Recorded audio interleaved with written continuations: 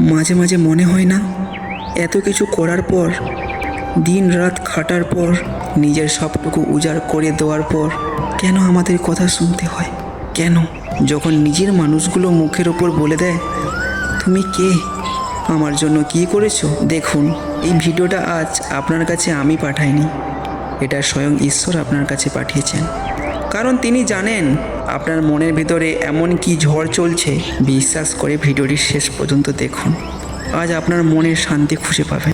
আমরা মাঝে মাঝে ভিড়ের মধ্যে থেকেও খুব একা হয়ে যাই। সংসারে অশান্তি, অভাব, এই কটু কথা সহ্য করতে না পেরে আমরা যখন মন্দিরে যাই, ঠাকুরের পায়ের কাছে লুটিয়ে পড়ে ফুপিয়ে ফুপিয়ে কান্না করি, প্রভু আমাকে রক্ষা করো, রক্ষা করো তুমি, আমি আর পারছি না। কেন তুমি আমার ডাক শোনো না? তখনই শ্রীকৃষ্ণ হেসে বললেন, এ প্রিয় সন্তান, আমি তো চুপ করে নেই, আমি তোমার ধৈর্য পরীক্ষা করছি। তিনি বললেন, যখন তুমি চারিদিকে অন্ধকার দেখছো, তখনই মনে রেখো আমি তোমার সব থেকে কাছে আছি। তুমি মন্দিরে গিয়ে কাঁদছো, আমি তোমার প্রতিটি চোখের জল শুনছি। কিন্তু মনে রেখো, সোনা পোড়ালেই তবে খাঁটি হয়। তোমার এই কান্না বৃথা যাবে না। আমি তোমাকে সেই কঠিন সময়ের জন্য তৈরি করছি, যেখানে তোমার এই চোখের জলই তোমার শক্তি উৎসব হবে।